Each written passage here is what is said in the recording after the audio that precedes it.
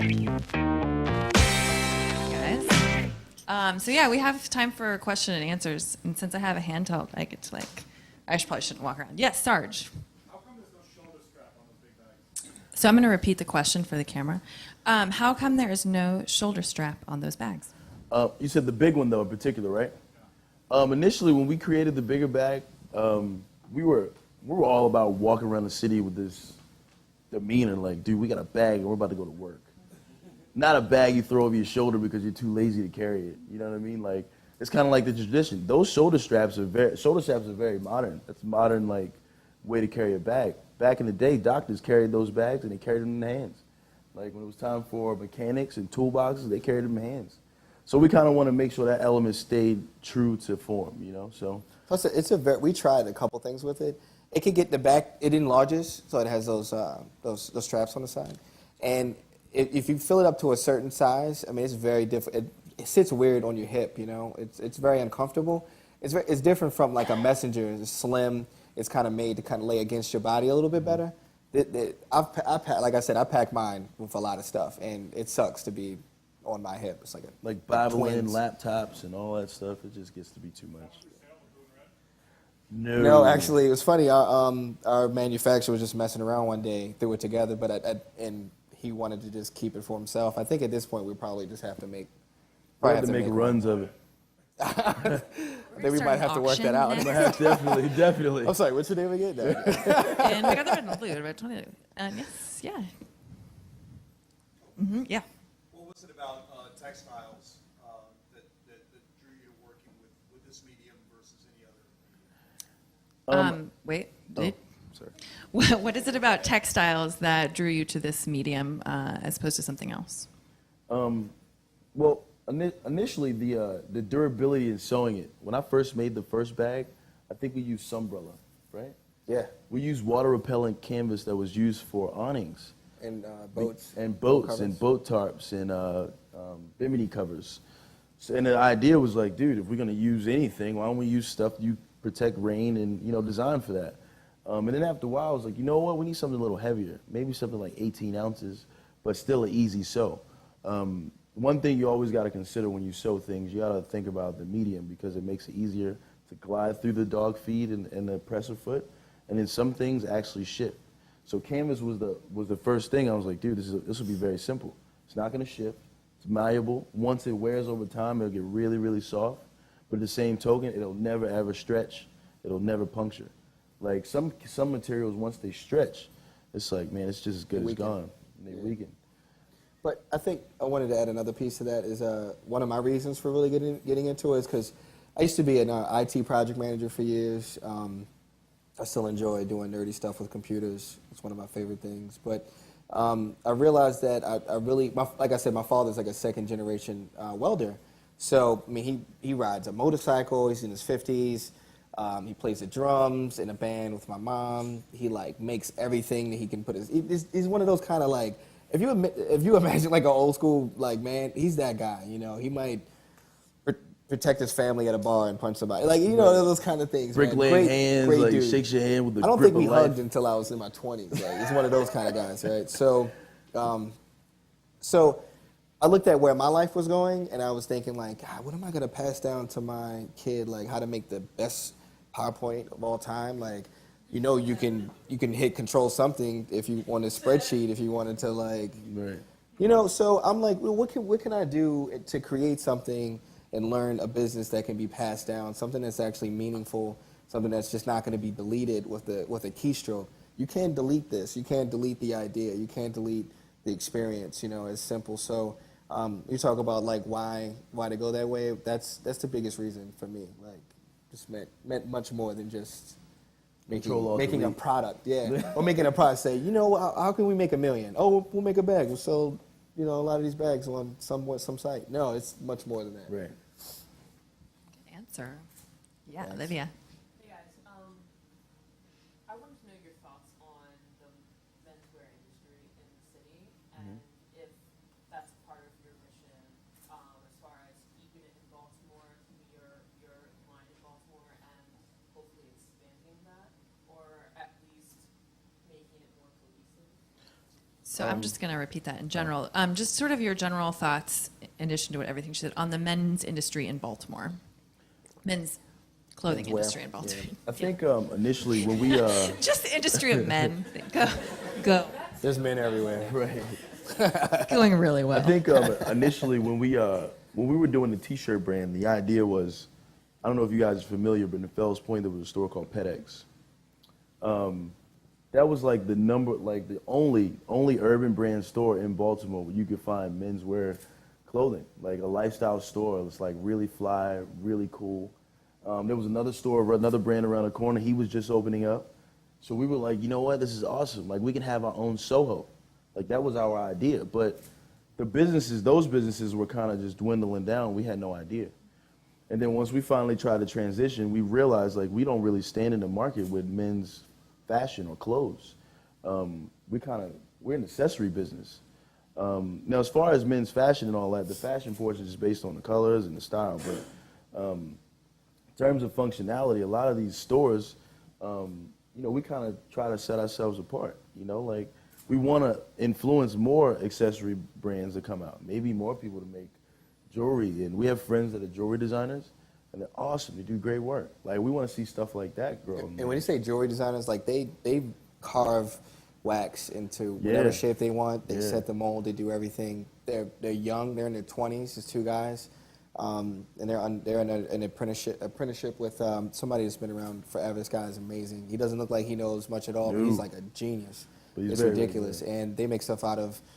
Not to talk about it too much, but it's just inspiring to see those types of things because it affects us too. We make decisions, so we're hoping that we affect menswear too, or people in that space. Because when I look around and I think about menswear in Baltimore, it's kind of difficult because there's not too much style that's happening here. There's like a hipster movement, and I don't want to move too much into that space, but there's that, and then there's like there's this gap from that to like people who don't care at all because it's super blue collar. They just wake up and go to work every day. And then there's like the people who try to go too far in one direction and they want to go to tailored suits and I'm this guy and I'll see you in Harbor East, that kind of stuff. But nothing wrong with any of that. But we're like, where's that guy in the middle who might go to the bar with jeans on, cool button-up shirt, maybe a tie, maybe not. I don't know. He just did a good meeting. He's an architect. Now he's meeting some good friends for a drink. Like we want to fit in that space. We want to help develop that a lot more because it's more real. Like these are real people. You can actually live that life, and it makes sense for you to live that life. So yeah, hopefully we can inspire that piece. Is it? Now that I mention, it's like it's not very many menswear specific stores. No. Thinking about it, No. not anymore. Once PetX is kind of slowing down. Well, we got Quintessential Gentleman. Oh, Quintessential Gentlemen We also too. have They're 16 just about to ton. open their retail space. Yeah, we sell there too. Yeah, and 16 ton, of course. I'm sorry, man. It's the #1 store. But aside from that, yeah, other than those places, 16 ton, Quintessential Gentlemen, there's not many avenues or places that actually cater to that. So we're in that gray area. We're not really doing clothes, but we're not really, doing T-shirts and whimsical items either. But last thing I want to say with that is I'm very interested in doing outerwear. I think you probably like that Oh, too. yeah, So at some yeah. point I'd love to get into like some outerwear pieces. That'll be fun. For sure. Wesley, and then Phil. So I just want to get your opinion on currently there's like a trend in like low luxury goods for men, things like best made companies making axes. There's a line of baseball bats called Waristic that I think collaboration product, and it's like these like simple objects that are now being elevated in design. I kind of see the bag being the same way. It's kind of like a little bit of Jack Spade. Where do you guys see yourself fitting in? You always ask the most complicated questions That for was me good. to That was good. repeat. That was good. You stunned me. was a good I'm going to question. not repeat that. You want to start? Pass. Where do we see ourselves in that space? You did a great job of just explaining how the industry is going, how products are being developed. I mean, it really puts us. That's where we are. We're kind of like making what once was there and upgrading it for a point. We want to bring back what was there. But I think some of those items that you mentioned aren't as practical. They're very like, what's the term I'm looking for? Like it just kind of hangs out on your desk or something. You know, you just put it up. Like yeah, you bought that axe from Best Made, which I love too. I want to get one of those, but I'm not using that. I'm not really using it. Yeah. You know, like I'm probably gonna throw it up, and when people come in and like this great conversation piece, where'd you get that axe, Jason? Oh, it's cool sight. You know, Right. not like that. But if you see the bag, you're using this. Like this is something that you're actually gonna use. It's gonna wear. It's gonna. It means so much more. Give it to your friend. Give it to your kid. That kind of stuff. It just isn't like some trivial piece of something. You know? But we know, you know what though? On another note though, we still respect those companies. You know, we respect the craftsmen and the time and thought put into it. The thought is what counts. They say that about everything, of course. But the idea that some of our favorite brands make the smallest things, like was that Loyal Strickland?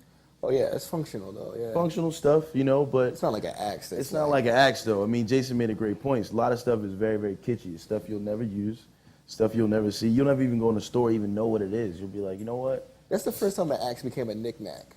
That's crazy. Like, just laying around. crazy. Like, you know, Like- get that out of here. My girlfriend would never want that Get in it the out house. of You know what I here. mean? Like, yeah, babe, I'm gonna throw this axe on the wall. No, this is the wild Which I thing do is- love, though. The wild thing is we'll need to cut something and Jason's be like, oh, I got an axe. And I'll be like, Yeah. why? I don't know, I thought it looked cool. Yeah. Hating on my axe. Phil, you had a Dig the question. axe, though. Right? I have 2 questions for you guys. One, if you could do this all over again, what would you do differently? So if you could do this all over again, what would you do differently? From a business perspective, I think we would have started off with a less expensive bag. You know, I think we were just really excited to have the ability to make something that was challenging.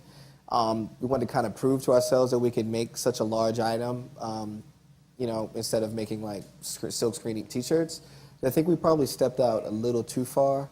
I would have liked to come out first with like the book bag, the smaller duffel bag, and just kind of go from there and grow at a better pace, I think. Even though we're pretty good with this at the time, I just, you know, would have scaled it down a bit.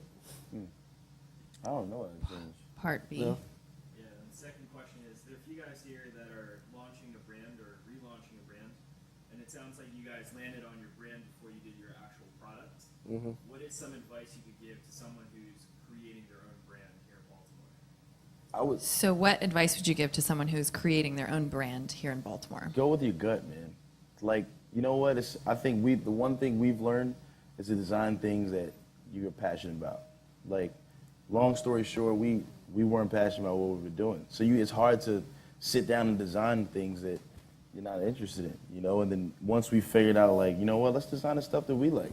Yeah. You know, it makes it so much easier. And not to mention, you're finding the people that are like you without even looking for them. Like, they just pop out of nowhere and they say, oh my God, I love this. And then all of a sudden we're drinking bourbon, we're just going skeet shooting, we're playing golf, like we're doing all kinds of crazy stuff. But I know you've arrived when you're drinking bourbon. see, exactly. But it establishes new relationships, you know, outside of just creating. But Then I think at that it's also too with like speaking to that, it's like it's very authentic, you know. It's easier and it's more organic for you to grow into something, to grow into a brand instead of. I think it's challenging. It's a real uphill battle to create something that is not real. Yeah. You know, Yeah. and it's hard to hold on to. It'll slip away and then next thing you know, it's going in some direction that you can't control. But you know, with something that really hits home, that comes from a real part of you or your experiences, then that's a great place to start from. it's even harder to talk about it. Like, imagine us being up here talking about this stuff and we didn't like it. You guys would be like, yo, you guys have no idea what you're doing right now. But you know what is really good, like, and it's going to sound pretty funny. Like, we'll get into conversations, like him and I, maybe the manufacturer, and we'll come up with something, or we're talking, or even, I guess, any kind Anything, of conversation we get serious about, and like somebody will get like goosebumps. Oh, yeah. You know, and I they'll think be like- Jeremiah almost teared up one day. Yeah. There's been times where, you know, men get emotional and they got to Yeah. step away. Yeah. You're like, oh, I got to go. I gotta go. I gotta walk out. Hold on. Yeah. So yeah, anything that I think, if you're creating a brand and it touches you in that kind of way, then live it. You gotta Do feel it. You gotta feel it. I think we have time for one more question. I'll get you too, Chris. Yeah, you mentioned heirloom, and you didn't mention heirloom, but I mentioned heirloom in the description that you gave in terms of wanting it to last.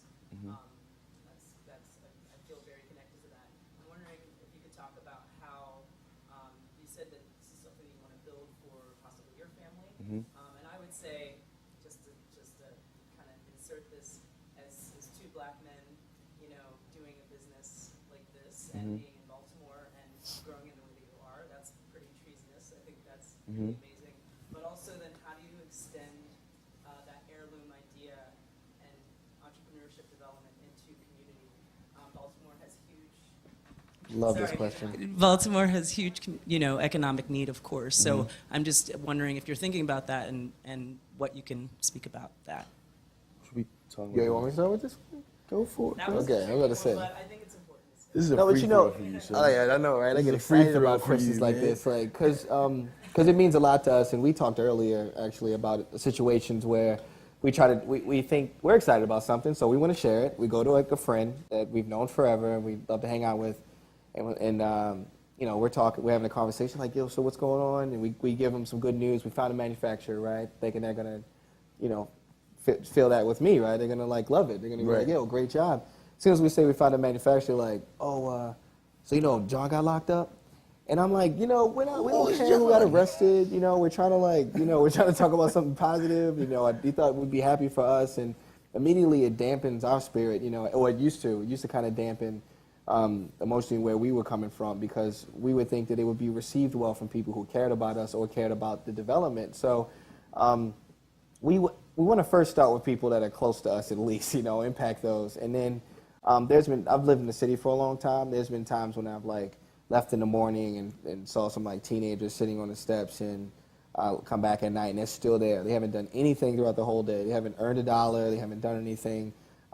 So I personally want to give back in some form or fashion by showing like, hey, these are two guys that are from your neighborhood who still relate to you. We still listen to the same music. I have tattoos too. Like, you know, he plays sports and all of that. Like we're coming from where you are. Like you can do this. You can create things, and potentially through that we can hopefully make get some opportunities to get them to go through the process with us. Maybe visit the factory and some. You know, it's like there's so many things you can explore with that. Or even being able to like, you know, go to like sittings with students and, you know, lectures and, you know, all kinds of things. Like at some point we want to be able to give backpacks to kids. Yeah. You know, things that we design, and we're not talking Which about we like tried this year, actually. which we tried, yeah, but you know, logistics didn't pan out. But we want to be able to give back and be like, you know what, like we are from here, but not to mention we're not only from here, but we're we're the same person. We might not look the same, we might not dress the same, You might not comb your hair like we might this. not, yeah, no, who combs their hair like that? That's Yeah, awesome. that's treason. That's treason. But you know, we still love the same things. You know, like we were growing up, we grew up on it. You know, like nothing's changed. We just have different dynamic now. Now we've changed our approach. So it's like getting away from Baltimore, but not getting away leaving. from not leaving. It's like opening our eyes to something bigger. You know, there's a huge box. In our eyes, there is no box. There is no box. Like you can do whatever you want. But we want if we connect with a kid or anybody who wants to progress in a brand or any kind of business, we want to just kind of show them. You know, it's better to show people, like, look, dog, this is possible. Go out and meet people. The city's huge. If you go out to the right bar, you might meet 5 people who can help you get from point A to point B. But you know what I've been finding out lately too is that bug was serious. I know, he won't leave us alone. So what I found out recently, like I do have, I mean, since we're from like the black community or whatever, we identify with that easiest. But going through this whole process, you realize that how it affects the other communities that are here. There's so many people who have amazing ideas, like different ethnicities, but they don't pursue it. They don't think it's for them. They don't go out and make those Scared. changes. They're scared to do it. So, you know, it's definitely served like I think more of an inspiration for Baltimore in general, because. You know, and we need to get more in that space, I think, even though sometimes we focus on, you know, just one culture, so we kind of seem to represent it for some reason. Not some reason, which is it's all good. Like, Right. I don't mind that. But yeah, we just, as a city, like, we need to just get together, like. Yeah, and like, you know, Power Ranger. So another thing, yeah, Voltron, Power Ranger right? up. Voltron, you know what So I'm our saying? manufacturers, half Filipino, you know, 2 black dudes, and our favorite retailer that we always work with creatively is Daniel. Yeah. And he's the awesomest, coolest person we've ever met. Like, Oh, 16 ton. I know. Oh yeah. Oh yeah. Good. White dude. Word. Oh good. word. Word. Okay, I think So we yeah, have that just describes like what it takes to do Right. something in the city. Exactly. Yeah. Sorry. All right, Crystal, I'm gonna give you the mic. Last question. I actually might be giving you this mic back really quickly because my question was pretty much a combination of Melissa's question and Phil's question. And I really love that you guys are from Baltimore. That makes me so happy and proud inside. I did a little dance when you said that. Nice. Just because I know a lot of times, well, now we're at this point where it's almost like a little mini renaissance creatively for Baltimore, and I feel like a lot of people from outside of Baltimore are seeing that, and they're moving to Baltimore with these really awesome ideas, but then you have people from Baltimore who have the same awesome ideas, but since they're not, I don't know, it seems like they're getting more of a spotlight because they're not from Baltimore. I don't know, it's really hard. It's almost like they're kind of, and I love people who aren't from Baltimore, but it's almost like, you know, it's harder to bring your idea to the public if you are from here because it isn't as received because people see you. You're from Baltimore? Like Like it's low quality. yeah, like it's low quality or I'm trying to, not as exotic or Yeah. you can't possibly know about this specific thing because you're from Baltimore. Right. You know, like, We love that actually. yeah. Sorry. So my question is pretty much like, how do you guys, and I think this may have already been answered, but maybe I'm an idiot and it's early in the morning. How do you guys stay true to your brand without changing it to accommodate those people that still see Baltimore as, you know, Baltimore doesn't make luxury to menswear totes. You know, how do you accommodate, like you're going to Capsule. Like how are you guys gonna, you know, present your bag to Capsule and then when you say Baltimore, not have them think in their mind, oh, Baltimore? Like, you know what I Yeah. mean? Like, how do you Well, you know what? do that? I think our overall angle, honestly, I'll use you as a scenario. So when Jason doesn't like something, right? I say, yo, let's do this. Jason be like, oh yeah, cool, let's do it. Let's get it going. I mean, Jason hates it. So you know, just to kind of answer your question, we kind of carry everything that way. You know, like, it's cool. It's not to downplay what people think. It's not downplay or to actually verbally say, like, what do you mean I'm from Baltimore? Like, we need to show, you know, like, we lead by example. We're going to show you what we're going to do. And if you don't like it, cool, somebody else will. And not to mention, we're you know, if we don't believe in ourselves, nobody else will. You know, like, and that's the reality. That goes with anything. Like, if you make something and you present it to someone and put it in front of them, like, they're going to be like, oh, man, you have no idea what you did. I went to art school. That's like the lane for all bullshitters. Like, you go to art school, you do a presentation in front of a class, you did it 10 minutes before you got there. And it's based on how you present it. You might get an A. I've done it a million times. But this is a different lane for us because we're actually, like, passionate about it.